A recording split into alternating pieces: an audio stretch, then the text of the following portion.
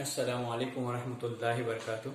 अजीज तलबा तालिबात, सबक नंबर 8 दरसी किताब में सबक नंबर 8 सबक का नाम है बिगुल बरदार और मुसन्निफ का नाम है रशीद अमजद। अभी अफसाना है जिसका हम लोग मुताला करने जा रहे हैं। ये अफसाना है, ये सिंफ जो अफसाना की है आज उसका हम मुताला करेंगे। तो पेज 10 में देखो, सफ़ा नंबर 53 पे पेज 10 में हर अफसाने में अफसाने के किरदारों पर हालात और वाकयात के असर से उनकी हरकत और सकतात में तब्दीलियों का जिक्र मिलता है। ये तब्दीलियां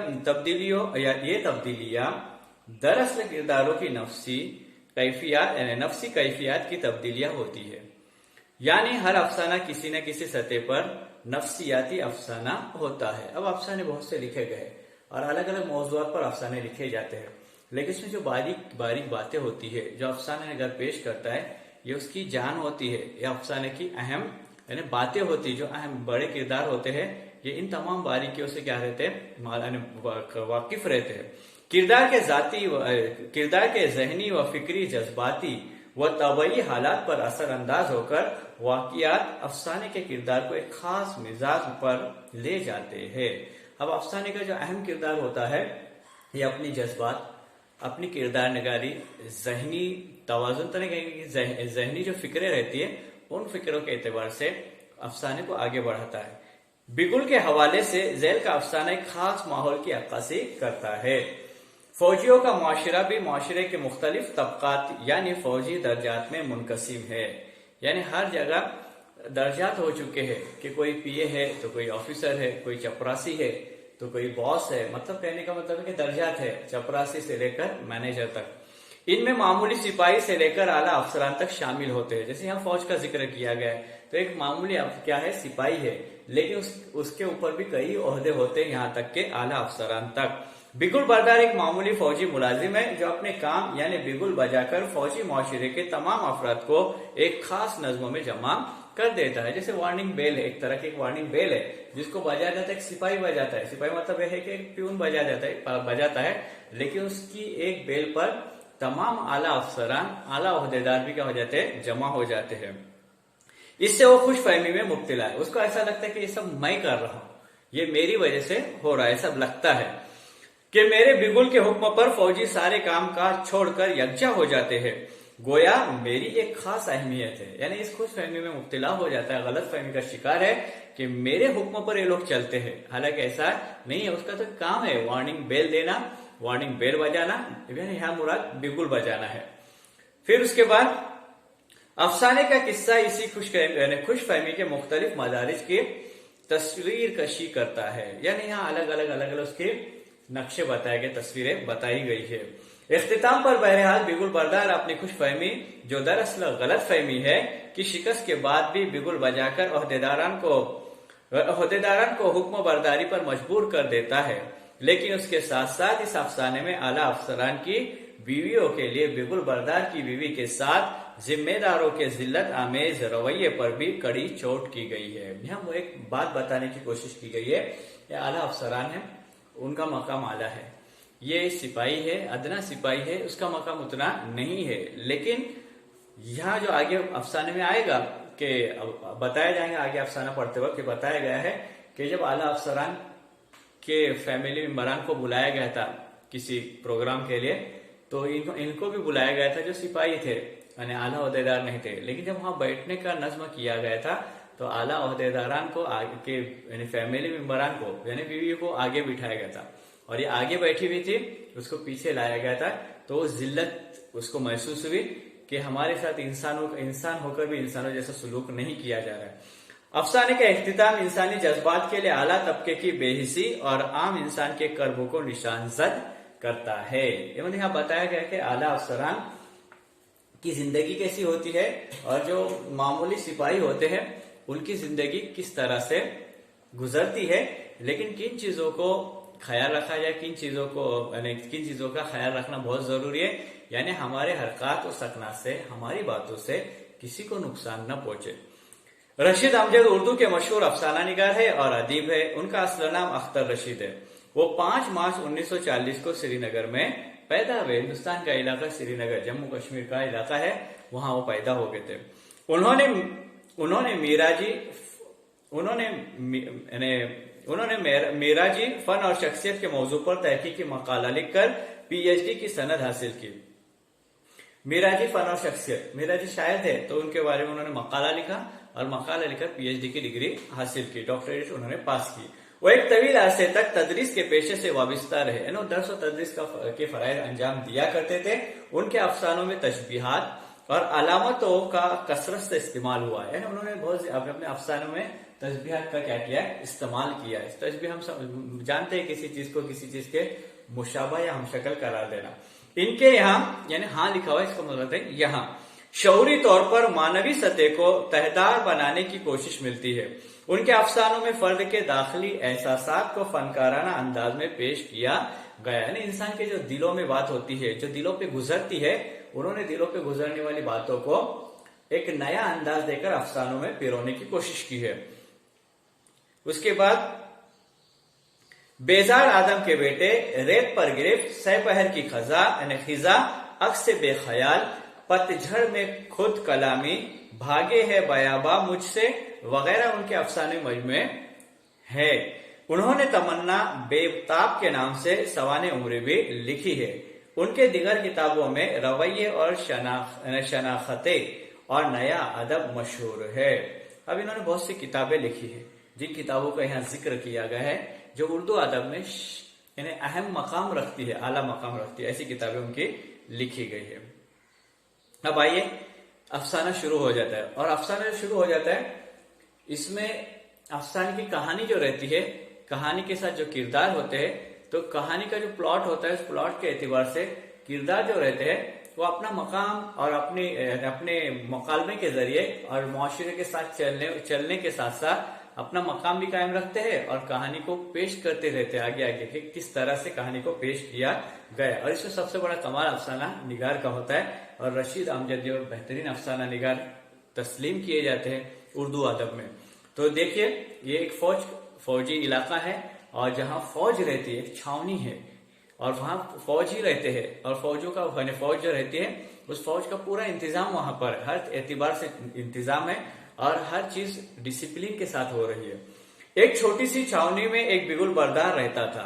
अब जो बिगुल बरदार था, बिगुल बजाने वाला, आपने देखे होंगे एक बड़ी से एक बिगुल रहता है, जहां अपनी तस्वीर में दिया गया है बिगुल, तो बिगुल बजाना, यानी ऐसा बजाना बिगुल कि जिसके जरिए से क्या हो जाए, लोगों को सारे यहाँ दिया गया है। यह तस्वीर में सफा नंबर 58 पे बिगुल किस तरह का होता है, उसके लिए अलग अलग भी ले सकते हैं। मुराद सिर्फ ये है, मकसद सिर्फ ये है कि कोई आवाज ऐसी हो जाए जिस पर सब लोग क्या हो जाए, जमा हो जाए। जैसे अपने यहाँ स्कूलों में अक्सर बेल बजाई जाती है, यानी बेल बजती है तो बच्चे समझ जाते हैं कि पहला लेक्चर हो चुका, दूसरा हो चुका। कभी तवील बेल हो जाती है तो बच्चे समझ जाते हैं कि छुट्टी हो चुकी है। तो उसी तरह का बिगुल, लेकिन वो बेल रहती है, बिगुल रहता है, एक अलग शक्ल का होता है, उसको अलग अलग शक्लों में पेश भी कर सकते हैं। तो एक बिगुल बरदार रहता था फौजी छावनी के साथ।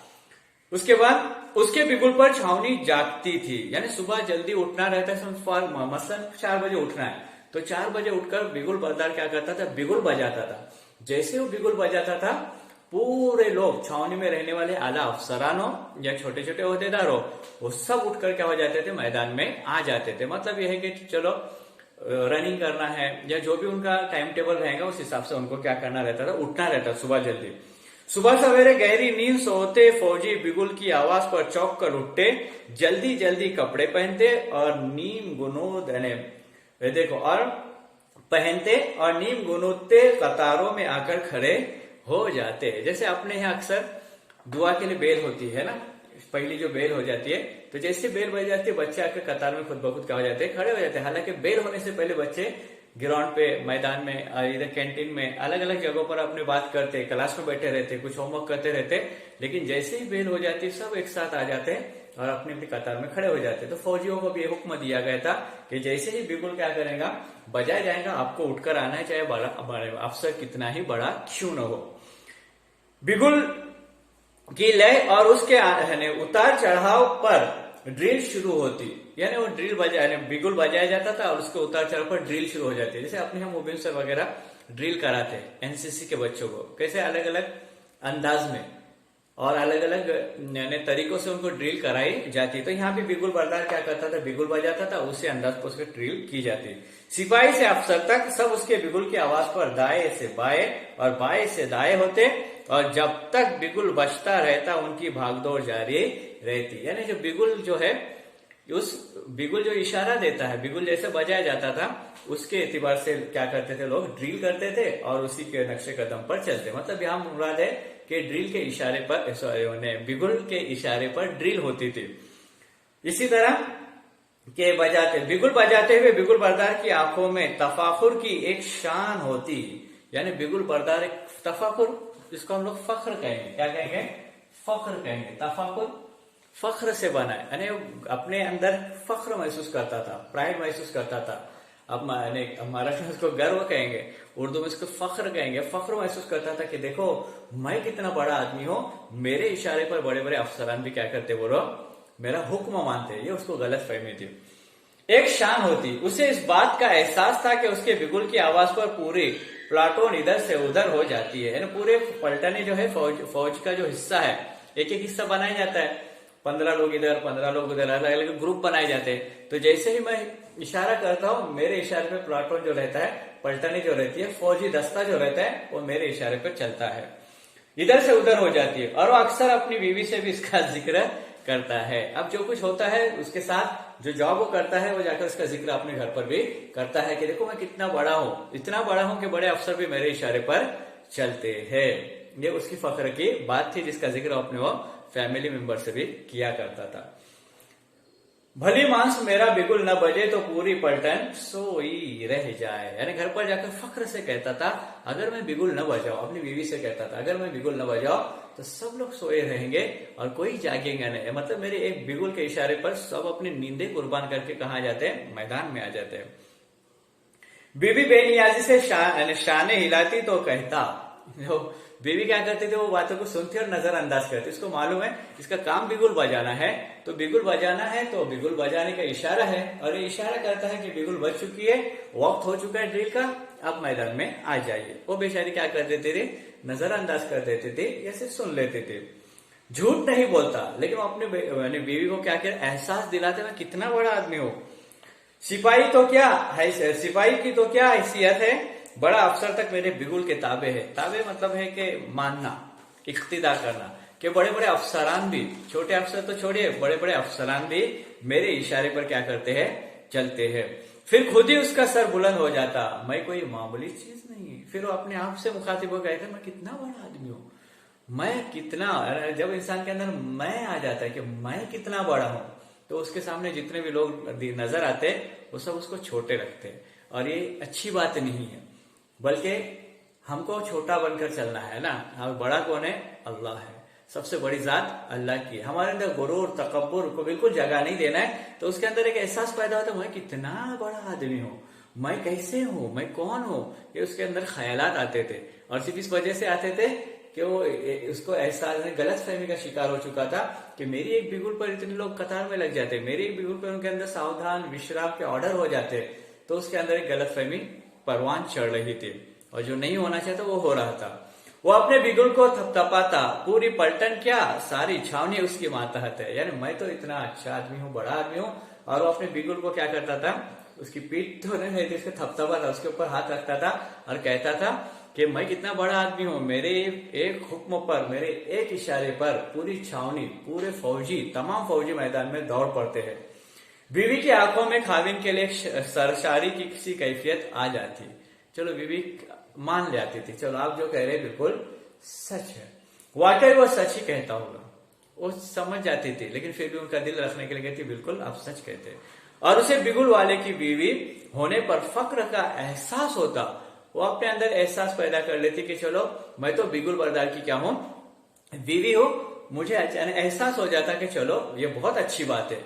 बिगुल वाला कभी कभी अपने दोस्तों से भी कहता, यानी ये आदमी अपने से बीवी से नहीं कहता, बल्कि अपने दोस्त अहबाब जो रहते हैं, रिश्तेदार रहते हैं, ये दोस्त रहते हैं, उन दोस्तों से भी जाकर क्या कहता था, इसका जिक्र करता था कि मेरे एक बिगुल पर, मेरे एक इशारे पर जितने भी फौजी है, जितने भी अफसरान है, फौजी भी आएगा, अफसरान भी आएगा, तो तमाम फौजी और तमाम अफसरान ये मेरे एक इशारे पर क्या करते वो लोग चलते हैं। तो बिगुल बरदार जो था, तो बिगुल बरदार को ये गलतफहमी हो चुकी थी कि मेरा एक इशारा क्या है सबके लिए काफी है, और मेरे एक इशारे पर क्या करते तमाम फौजी अफसरान क्या करते हैं, चहलकदमी करते हैं, ऑर्डर मानते हैं, सावधान या विश्राम होता है उसको भी अमल में लाते हैं।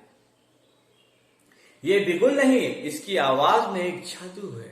और वो अपने आप से मुखातिब होकर कहता था कि ये जादू है। क्या बोल रहे, जादू है। और जैसे ही जादू चलता है, बिगुल बजता है, सब अपने अपने काम को छोड़कर, सब जितना भी यानी अहमियत का काम हो या कितना भी कीमती काम हो या कितना भी जरूरी काम हो, सबको छोड़कर कहाँ जाते थे बोलो, मैदान में पहुंच जाते थे।